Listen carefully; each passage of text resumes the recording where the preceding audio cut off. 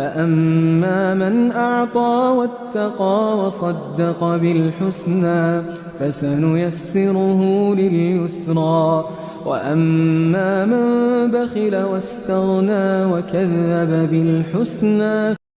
بسم الله الرحمن الرحيم. السلام عليكم ورحمة الله وبركاته.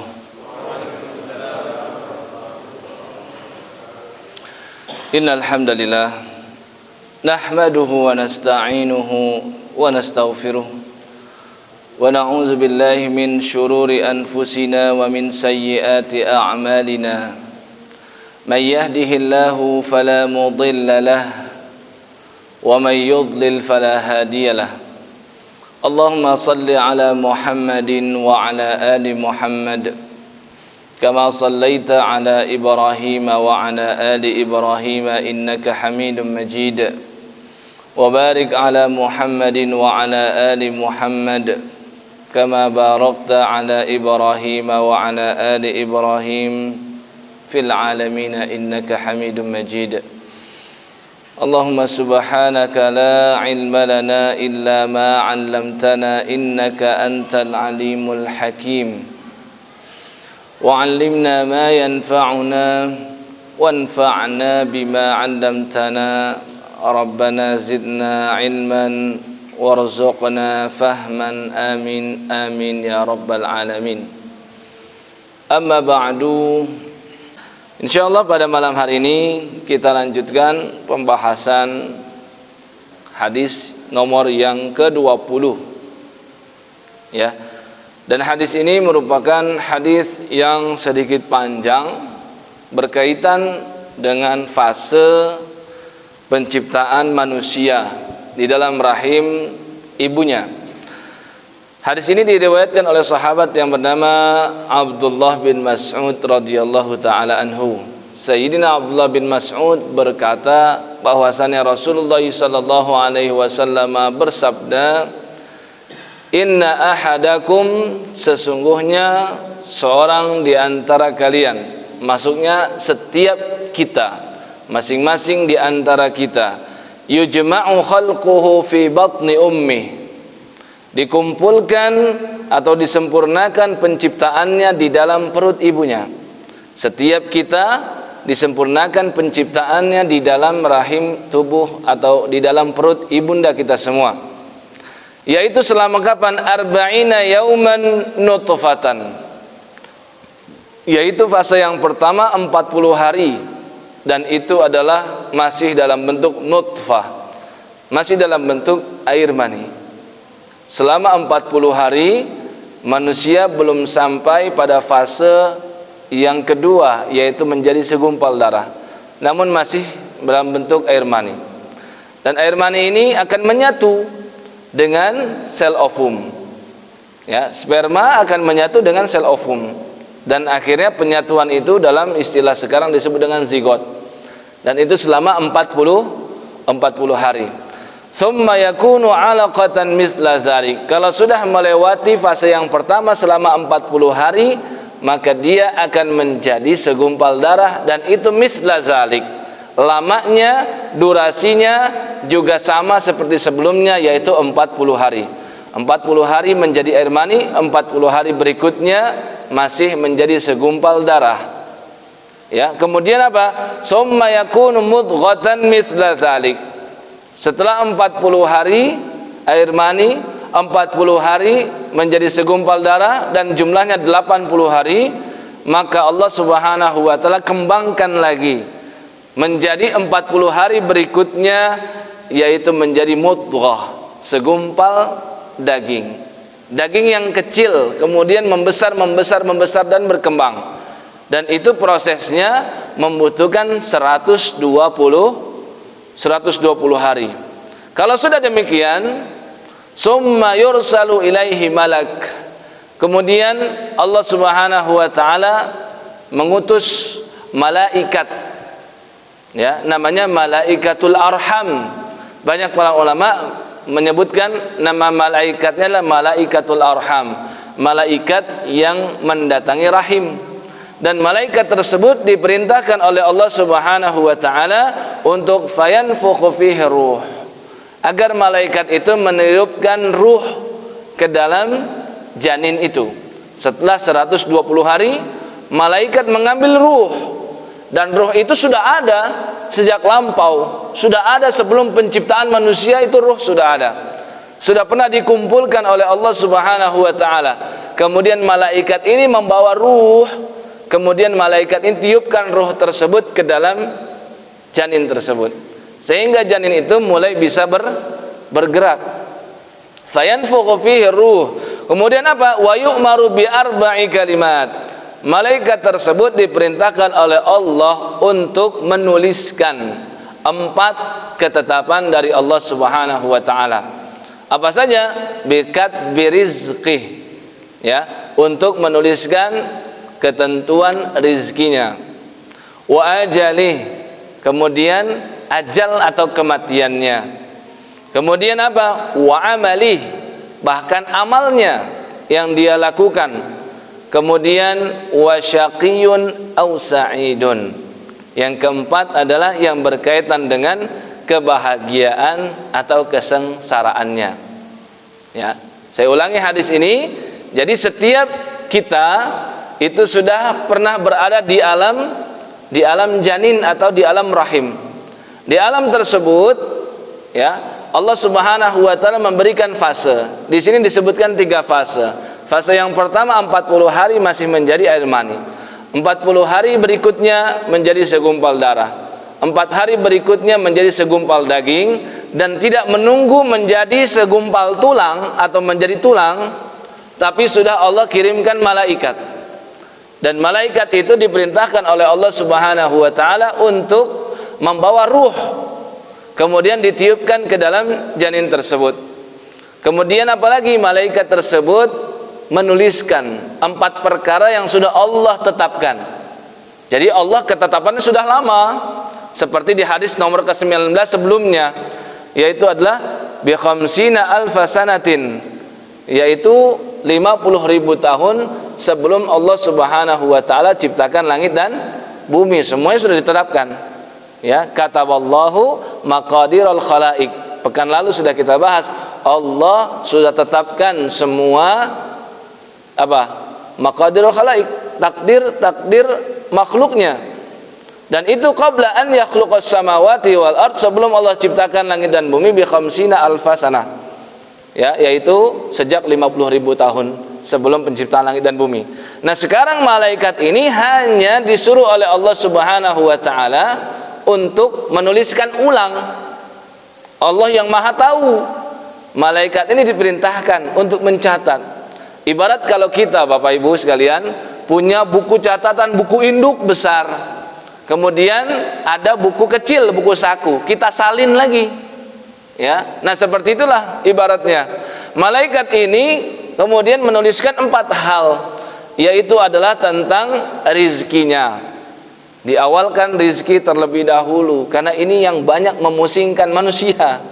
Banyak diantara kaum muslimin atau banyak diantara manusia umumnya itu akan dia berpusing, ya, memikirkan tentang rizkinya. Bahkan sampai ada saking pusingnya dia mencari jalan yang haram. Ya, yang unik lagi, ada sebagian manusia mengatakan yang haram saja susah didapat, apalagi yang halal. Padahal yang halal seharusnya lebih mudah seharusnya, karena yang halal itu yang diridhoi oleh Allah, dan jalan yang diridhoi oleh Allah Subhanahu wa taala adalah jalan kemudahan. Jadi seharusnya jangan sampai manusia berpikir yang haram saja susah didapat, apalagi yang halal. Ya, memang di zaman saat ini begitu rumit.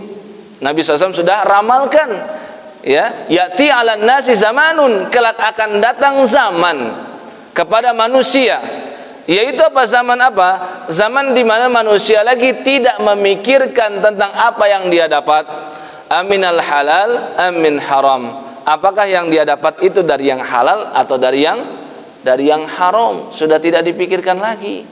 Ya, ada anak yang dengan teganya membunuh orang tuanya demi mendapatkan harta warisan. Padahal harta warisan itu sudah menjadi hak dia. Seandainya dia sabar menunggu, maka dia akan dapat. Tapi dia lebih memilih jalan yang haram, dan jalan yang haram itu akan berdampak banyak negatif pada kehidupan dia. Ya, jatah rezekinya sudah Allah atur. Kalau dia lebih memilih yang halal, maka demikian. Kalau dia memilih yang haram, maka demikian. Sudah ada jalurnya masing-masing. Ya, maka ketahuilah Allah Subhanahu wa taala itu betul-betul sangat detail memberikan takdir kepada manusia. Yang kedua, selain rezekinya adalah ajalnya, kematiannya sudah ditetapkan. Dan yang ketiga adalah amalnya dia. Dan yang terakhir adalah yang berkaitan dia bahagia atau dia sengsara dalam kehidupannya. Apa yang bisa kita ambil faidah dari hadis ini? Ya, hadis yang sahih ini yang diriwayatkan oleh Al-Imam Al-Bukhari dan Imam Muslim atau muttafaqun alaih, bisa kita ambil daripadanya bahwasanya Allah Subhanahu wa taala Maha Kasih terhadap manusia. Dan di antara kasih Allah Subhanahu wa taala wabil khusus kepada para wanita adalah Allah Subhanahu wa taala menjadikan wanita mengurus bayi yang ada di dalam perutnya, yang ada di dalam rahimnya, dan itu Allah ciptakan secara berproses. Seandainya Allah berkehendak, maka kun menjadi fayakun. Ya, setelah mengalami kehamilan langsung diperintahkan oleh Allah untuk lahir seandainya Allah berkehendak. Namun Allah Subhanahu wa taala memiliki sunnatullah, ketetapan, dan di antara ketetapannya adalah sebab dan adanya akibat. Maka di situ Allah Subhanahu wa taala memberikan proses persiapan terlebih dahulu kepada ibunya dan juga persiapan kepada bayi yang ada di dalam perut. Maka Allah jadikan beberapa proses. Dan di sini Allah sebutkan melalui lisan Nabi sallallahu alaihi wasallam dalam sabdanya sebanyak 3 fase, yaitu tadi adalah fase air mani, kemudian fase menjadi darah, kemudian fase menjadi daging. Dan sebenarnya ini tidak hanya 3 fase. Ini hanya beberapa bagian daripada fase kehidupan manusia. Sesungguhnya fase manusia itu begitu banyak. Ya, dan yang ada di dalam janin pun Allah sebutkan di dalam firman-Nya beberapa ayat. Misalkan dalam surah Al-Mu'minun, ya, di situ Allah sebutkan ayat 12 dan sampai dengan ayat 14 itu ada juga menjadi tulang. Kemudian tulang dibalut dengan daging, dan di hadis ini tidak disebutkan. Apa kata Allah Subhanahu wa taala? Wa laqad khalaqnal insana min sulalatin min tin. Yang pertama kali manusia yang diciptakan oleh Allah Subhanahu wa taala, dan sungguh kami telah ciptakan manusia min sulalatin min tin, dari saripati tanah, dari tanah terlebih dahulu. Ya, thumma ja'alnahu nutfatan fi qararin makin. Kemudian setelah material awalnya adalah tanah, maka Allah Subhanahu wa taala berikan ketentuan berikutnya, tidak lagi dari tanah namun dari air. Ya, yang berasal dari manusia yang pertama, yaitu dari Adam dan Hawa. Ya, Nabi sallallahu alaihi wasallam menjelaskan Hawa diciptakan dari tulang rusuk Adam. Kemudian Allah Subhanahu wa taala jadikan ketentuan keturunan Adam dan Hawa dengan cara penyatuan air. Air yang satu dari laki-laki dan air yang berikutnya dari perempuan. Maka Allah nyatakan summa ja'alnahu nutfatan. Kami jadikan manusia melalui proses nutfah, tidak lagi dari proses tanah. Fi qararin makin, dan Allah letakkan di qarar. Qarar itu tempat yang tetap, makin itu yang kuat dan kokoh. Ya, lihat bagaimana Allah Subhanahu wa taala ciptakan sesuatu yang bertentangan. Maksudnya bagaimana? Kalau kita perhatikan, Allah jadikan tempat yang kokoh ada pada tempat perempuan, bukan laki-laki. Dan kita secara logika katakan perempuan itu lebih lemah daripada laki-laki. Tapi Allah jadikan tempat yang paling kuat itu berada di tempat yang lemah, yaitu perempuan. Yaitu Allah ciptakan rahim. Rahim ini begitu kuat. Kalau kita lihat ya, bagaimana bentuk rahim, ya, jarak antara rahim dengan kulit luar perut itu sebenarnya tidak begitu jauh. Tapi bagaimana Allah Subhanahu wa taala jadikan rahim itu begitu kuat, dan itu Allah letakkan berada di tempat manusia yang lemah, yaitu perempuan. Maka Allah jadikan qarar, tempat menetap, dan dia makin sangatlah kuat. Ya, thumma khalaqanan nutfata 'alaqatan fa khalaqanal 'alaqata mudghatan fa khalaqanal mudghata 'idhama. Kemudian setelah itu Allah jadikan yang tadinya air mani menjadi segumpal darah menjadi mudghah, menjadi segumpal daging, kemudian dari mudghah menjadi idhaman, menjadi tulang. Fakasawnal 'idhama lahma. Kemudian setelah itu Allah balut tulang tersebut dengan daging. Kemudian apa yang terjadi? Tsumma ansha'nahu khalqan akhar. Kemudian Allah jadikan bentuk penciptaan yang lain. Ya, sangat jauh dari awalnya air menjadi bentuknya manusia. Itu yang dimaksud dengan ansya'nahu khalqan akhar, ciptaan yang lain. Fatabarakallahu ahsanul khaliqin. Maka segala puji bagi Allah, maha besar Allah Subhanahu wa taala, ahsanul khaliqin, sebaik-baik pencipta. Ya. Saat ini sudah ada mulai namanya bayi tabung misalkan. Ya, dan tetap saja bayi tabung tidak akan bisa dibuat oleh manusia kecuali harus dari air mani terlebih dahulu. Tidak ada yang mampu menciptakan sejak awal, dari awal seperti Allah Subhanahu wa taala.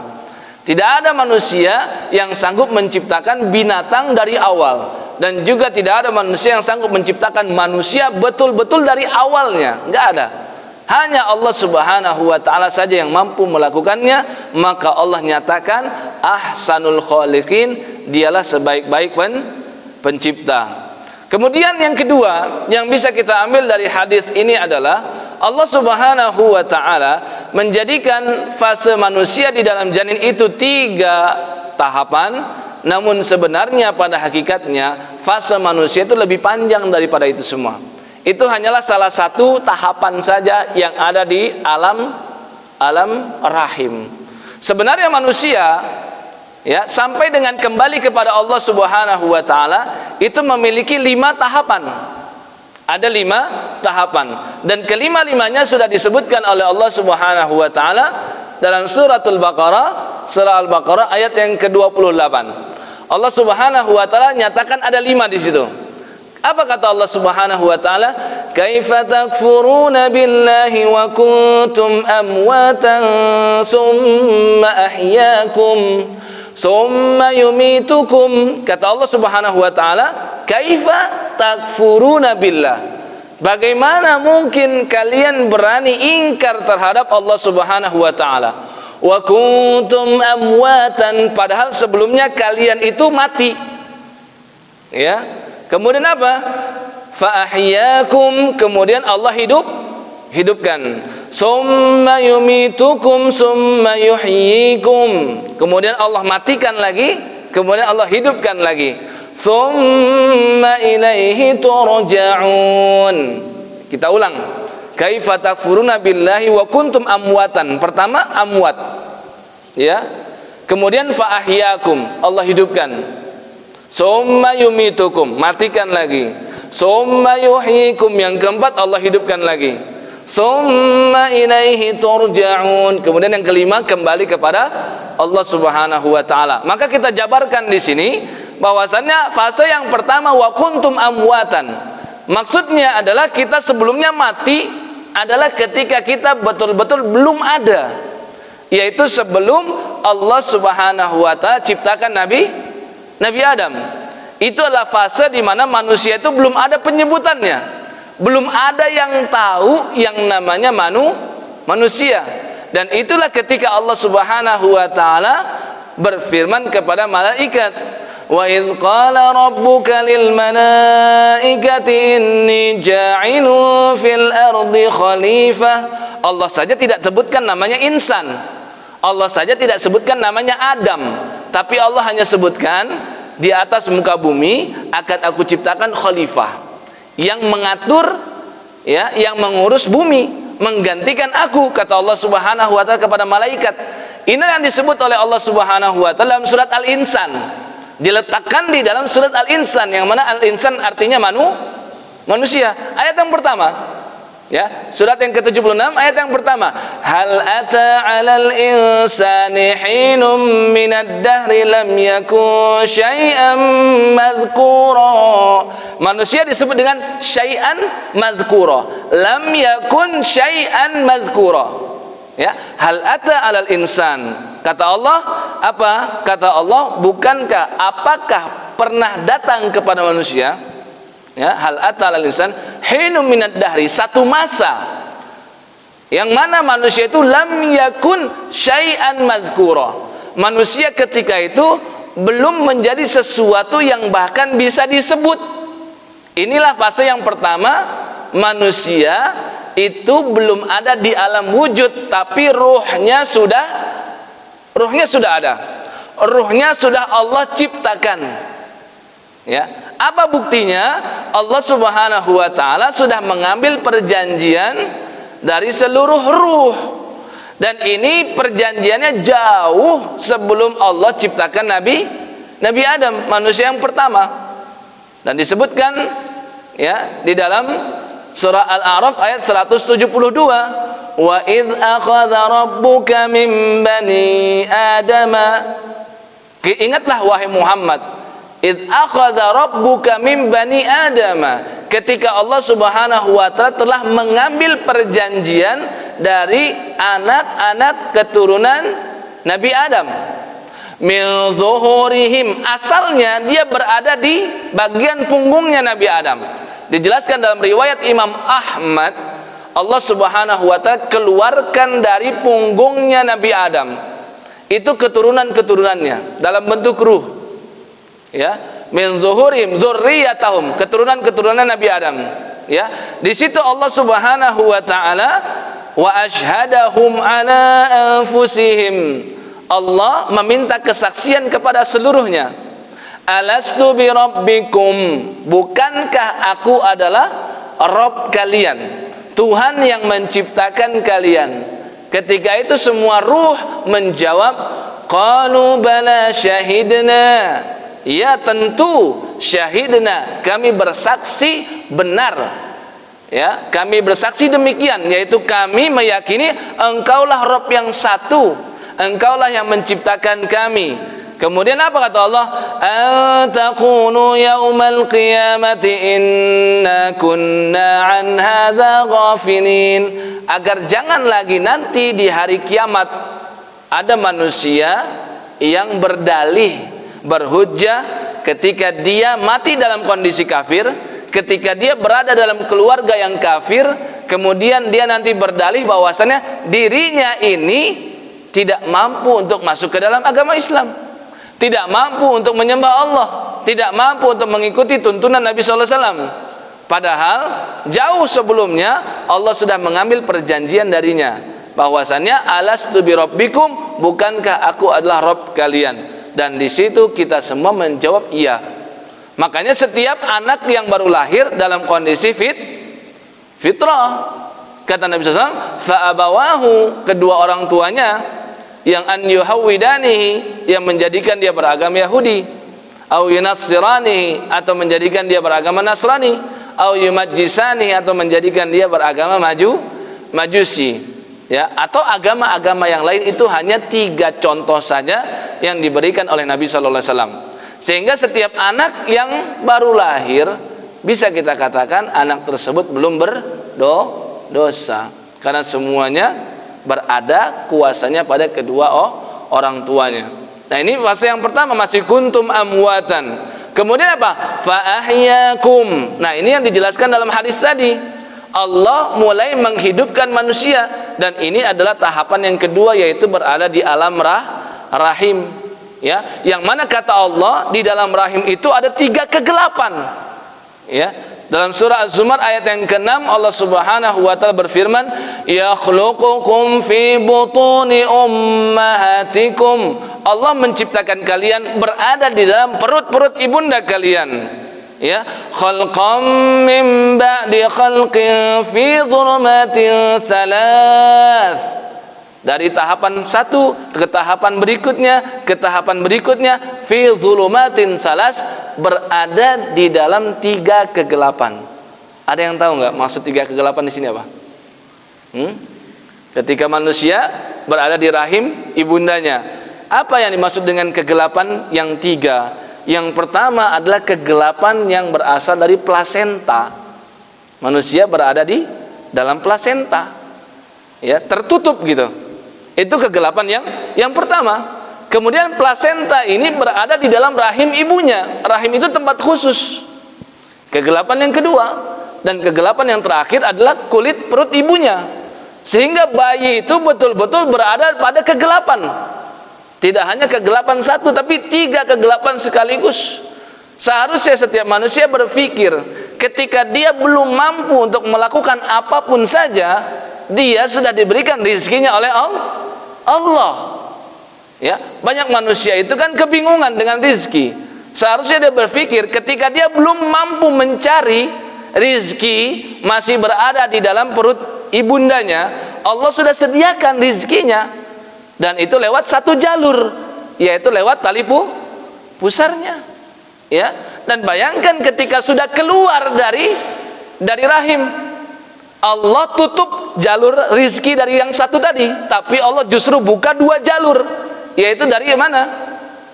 Dari kedua susu ibunya, kanan dan kiri, diberikan 2 jalur. Ditutup 1 jalur, Allah berikan 2 jalur. Seharusnya ketika sudah semakin besar, semakin dewasa, dia berpikir Allah justru memberikan jalur-jalur yang semakin banyak untuk dia mendapatkan rizki, dan dia mampu untuk mencari.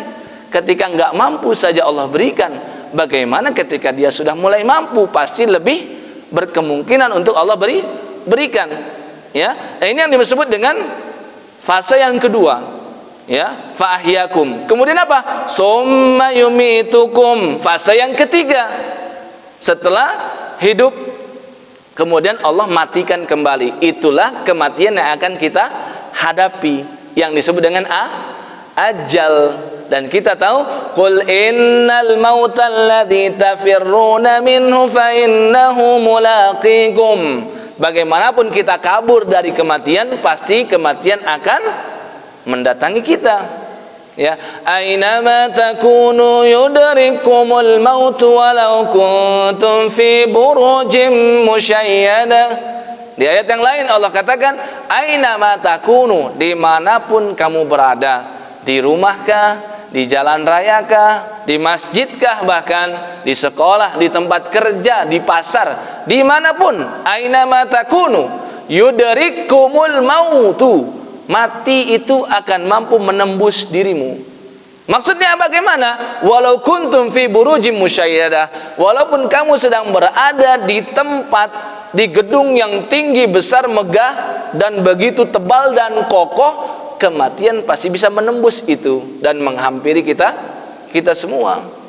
Maka itulah kenapa kita dianjurkan, disyariatkan, ya, oleh Nabi sallallahu alaihi wasallam, setiap kali ya ditimpa musibah atau setiap kali melihat ada yang mengalami kematian, kita ucapkan kalimat istirja, yaitu kembalikan semuanya kepada Allah dengan ucapan inna lillahi wa inna ilaihi raji'un. Dan disyariatkan bagi orang yang berkata kepada sahibul musibah, orang yang sedang terkena musibah, ya, perkataan yang lain, yaitu inna lillahi ma akhadh. Katakan kepada dia untuk membesarkan hatinya, sesungguhnya milik Allah Subhanahu wa taala apa yang dia ambil, walahu ma a'ta, dan milik dia juga apa yang dia berikan. Kau sudah diberikan anak, anak sekarang sudah meninggal, artinya Allah hanya mengambil apa yang sudah Allah berikan sebelumnya. Ya, walahu ma a'ta wa kullu syai'in bi ajalin musamma, dan segala sesuatu itu sudah Allah tentukan ajalnya, kapan usainya, kapan berhentinya. Yang tersisa adalah faltasbir wal tahtasib, cuma bisa bersabar dan tahtasib, minta pahala dari Allah atas musibah yang sudah dia hadapi ini. Ya. Bahkan nasihat Luqman Al-Hakim yang diabadikan oleh Allah Subhanahu wa taala, namanya di dalam Al-Qur'an, surat Luqman, ya kan?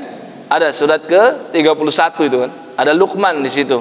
Apa kata Luqman kepada anaknya? Ya bunayya, wahai anakku, in kunta tasyukku, kalau memang kamu ragu dengan apa?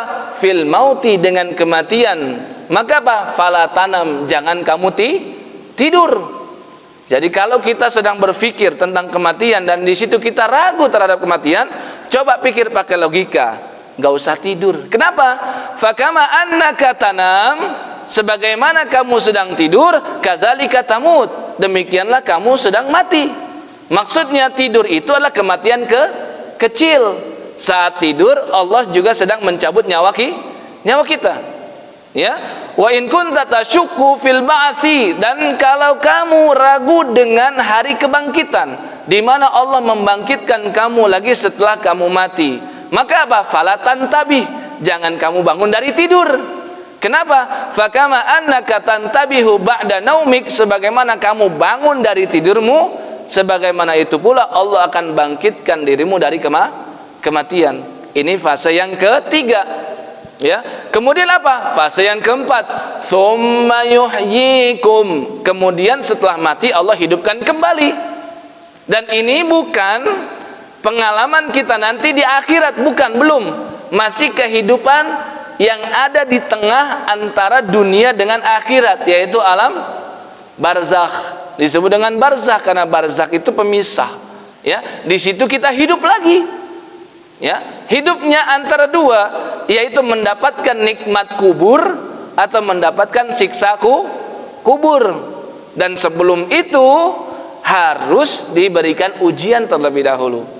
Nabi SAW itu pernah bersabda kepada para sahabatnya. Pernah diceritakan oleh sahabat yang bernama Al-Barra bin Azib. Suatu ketika kami ingin memakamkan salah seorang di antara sahabat kami dari kalangan Ansor. Ya, kemudian Nabi SAW berada di pemakaman, datang ke sana, ternyata baru dibuat liangnya saja, kuburnya belum dibuat lahatnya. Lahat itu adalah bagian ujung di pojok daripada liang, dan itu menghadap kepada kiblat. Jadi pemakaman Muslim itu bisa dua macam. Yang pertama lahdun, yang kedua syiqqa. Dua-duanya diperbolehkan. Syik itu buat lubang lagi kecil di tengah, tapi ya, kalau lahat di ujung yang menghadap kepada kiblat. Dalam hal ini di Indonesia menghadap ke arah barat. Ya, dua-duanya boleh, tapi yang lebih utama adalah lahat, lebih utama. Maka sembari menunggu Nabi sallallahu alaihi wasallam ambil ranting pohon, beliau menulis-nulis sesuatu, membuat garis di atas tanah. Kalau bukan karena Nabi, ini kita bisa katakan ini orang cuma iseng. Ya, nggak ada kerjaan sambil nunggu. Tapi karena ini Nabi, setiap perbuatan beliau adalah wahyu, maka sahabat memperhatikan betul. Ternyata setelah itu Nabi SAW berkata, Ista'izu billahi min azabil qabri. Wahai para sahabatku, mintalah perlindungan kepada Allah dari azab kubur. Maka Nabi dan para sahabat segera mengucapkan, Allahumma inni a'udzubika min azabil qabri, sebanyak 3 kali. Ya Allah, kami berlindung kepada Engkau dari azab kubur. Kemudian Nabi sampaikan, ya, tentang seorang mukmin dan orang fajir, kriminal atau orang kafir. Ini berbeda. Yang pertama kata Nabi SAW, seorang mukmin ketika dia hendak meninggalkan alam dunia dan menuju alam akhirat. Ya, ketika sakaratul maut. Apa kata Nabi SAW? Turun malaikat begitu banyak kepada dia, kepada si camat, calon mati. Ya, kata Nabi SAW, malaikat itu berada di antara kepalanya dan jumlahnya sejauh mata memandang, begitu banyak. Ya, setelah itu apa yang terjadi? Malaikat-malaikat tersebut duduk menunggu siapa? Malakul maut, Israel. Ketika Israel datang, karena ini adalah siapa? Seorang mukmin yang baik, yang beramal solih, yang berakhlak mulia, maka Israel cukup katakan ayyatuhan nafsul mutmainnah. Dalam riwayat lain ayyatuhan nafsut thayyibah, ukhruji, keluarlah kamu ila maghfiratin minallahi wa ridwan, menuju ampunan dan keridhaan Allah, tanpa menggunakan tangannya, tanpa berteriak, cukup katakan demikian, nyawanya seketika keluar dengan tenang. Kemudian malaikat-malaikat yang sudah menunggu itu ternyata mereka membawa dua hal, kain kafan dari surga dan parfum dari surga. Maka langsung ruh tersebut diambil oleh mereka dan dibungkus ke dalam kain kafan tersebut. Mereka bawa itu, iring-iringan malaikat itu naik ke atas. Langit dunia itu kan langit pertama. Sebelum naik ke langit kedua, penjaga langit kedua, dia bertanya kepada mereka, ini ruh siapa yang wangi? Ruh siapa yang bagus? Disebutkan namanya di situ.